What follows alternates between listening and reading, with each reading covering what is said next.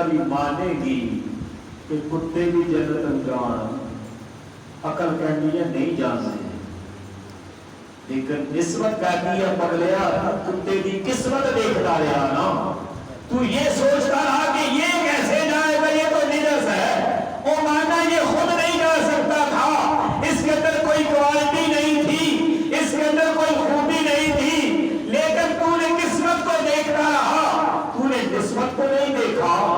جب انہیں نسبت مل گئی نا اس کو اصحاب کہف کی، رب فرماتا ہے ہاں اگر تو ہوتا اپنی ذات میں تو کبھی جنت کی ہوا نہ پاتا، اب تو لگ گیا میرے نیکوں کے ساتھ، اب تیری نسبت ہو گئی ان کے ساتھ۔ قرآن اٹھا کے دیکھو 15واں پارہ سورہ کہف، رب فرماتا ہے اب جا، اب میں نے فیصلہ تیری قسمت میں نہیں کیا، تیری نسبت میں کیا کہ تجھے نسبت نیکوں کی مل گئی۔ کسی کا پنجابی شاعر نے کیا کمال اس کی ترجمانی کی، جب وہ چلے تھے نا شہر کو چھوڑ کر تو کتا بھی ساتھ ساتھ چل پڑا، انہوں نے اس کو پتھر مارا کہ یہ بھاگ جائے، ہمارا پیچھا چھوڑ جائے، کیوں؟ اس کا کام ہے بھونکنا، شور بجانا، اور ہم شہر کو چھوڑ کر جو ہے وہ پناہ میں جا رہے ہیں گہری میں تنہائی میں جہاں یہ ہوگا شور ڈالے گا۔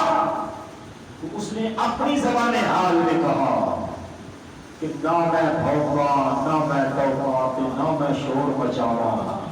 کیوں مجھے پتھر مارتے ہو؟ اس لیے کہ میں بھونکتا ہوں، شور بجاتا ہوں۔ ارے سنو تو صحیح میری بھی کچھ، کہ نہ میں بھونکا، نہ میں ٹوکا، کہ نہ میں شور مچاوا، پھر تو کیوں ہمارے پلے پڑتا ہے، کیوں ہمارے پیچھے پیچھے آتا ہے؟ جب تو بھونکتا بھی نہیں، ٹوکتا بھی نہیں، شور بھی نہیں بچائے گا، پھر تو کیا لیتا ہے ہم سے؟ ہم تو مسافر ہیں، شہر چھوڑ کے جا رہے ہیں، پھر کیوں ہمارے پیچھے پیچھے آتا ہے؟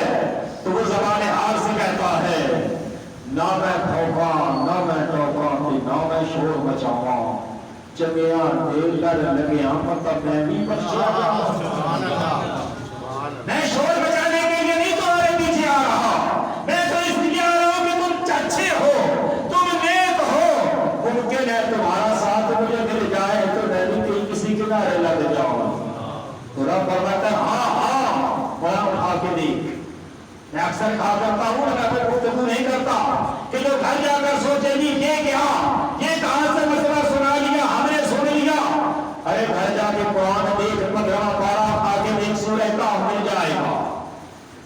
کیا فرماتا ہے ہاں اس کی قسمت میں جنت نہ بنتی اگر اس کی نسبت ان نیکوں کے ساتھ نہ ہوتی۔ بھلا کتے بھی کبھی جنت میں جاتے ہیں، پر وہ کتے اور ہوتے ہیں، وہ کتا کوئی اور ہوتا۔ فرق یہ ہے اگر وہ نیکوں کے ساتھ مل کر کتا ہو کے جنت لے جائے اور ہم پھر شاید کہ کسی دل میں اتر جائے۔ خدا کے لیے میں سائن آف انٹروگیشن چھوڑ دیتا ہوں، سوالیہ نشان کہ ہم کدھر کو جا رہے ہیں، ہم نے کیا کیا، ہم نے کیا کمایا، ہم نے کیا اپنے کھاتے میں ڈالا؟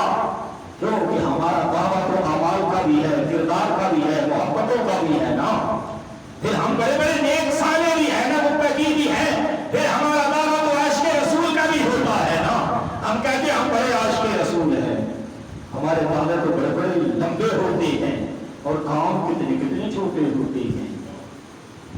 اکثر کام کرتا ہوں کہ ہم نے گزشتہ ویوستھا جمعہ کو جو ذکر کیا تھا ادب کے لحاظ سے، میں نے کہا نا کہ میرا موضوع ہے تربیت اور ادب۔ ادب ہوگا تو وہ تربیت آئے گی نا۔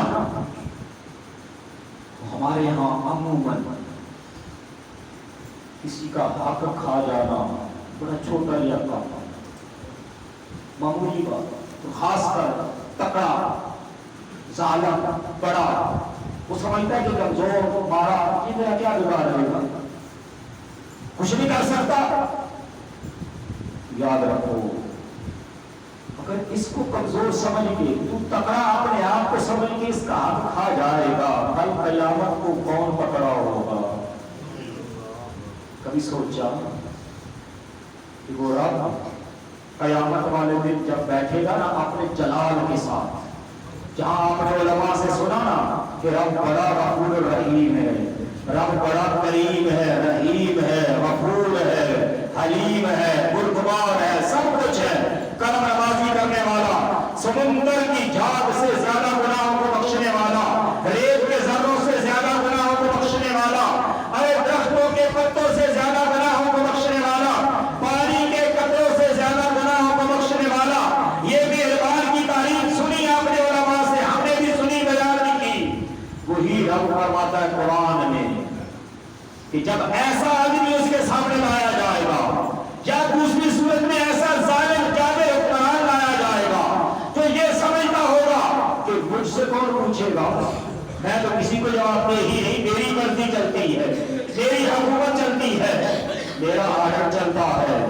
قرآن اٹھا کے دیکھ 24واں پارہ، جب رب اپنی شان کے ساتھ قیامت والے دن بیٹھے گا نا، اپنی شان کے لائق تحت سجا کر اس کے سامنے حساب و کتاب ہو رہا ہوگا، تب وہ جلال میں آ کر فرمائے گا لمن الملک اليوم، بتا آج کس کی بادشاہت ہے، بتا تو صحیح، تو کہتا تھا میرا کون حساب لے گا، بتا تو صحیح، تو کہتا تھا مجھے کون پوچھے گا، بتا تو صحیح، تو کہتا تھا میرے تعلقات بڑے ہیں، تو کہتا تھا میں بڑا چودھری ہوں، تو کہتا تھا میں بڑا مالدار ہوں، کسی کا حق مار جانا میرے لیے معمولی بات ہے، بتا لمن الملک اليوم للہ الواحد القہار۔ جہاں غفور رحیم پڑھا، سمجھا، سنا، وہاں سن میرا رب خود فرما رہا ہے، سن تیرے لیے میں آج قہار کی صورت میں، للہ الواحد القہار۔ آگے کیا فرماتا ہے الیوم تجزا کل نفس بما کسبت لا ظلم اليوم۔ آج کے دن کسی کے ساتھ کوئی زیادتی نہیں ہوگی، کسی کا حق نہیں مارا جائے گا، ارے کسی کے ساتھ کوئی دونگری نہیں ہوگی، آج جو کمایا ہر ایک کو اس کا حساب دینا پڑے گا۔ اور ہمارے یہاں کوئی نہیں، ہم بڑے ہیں، ہمیں کس سے پوچھنا ہے، کوئی بات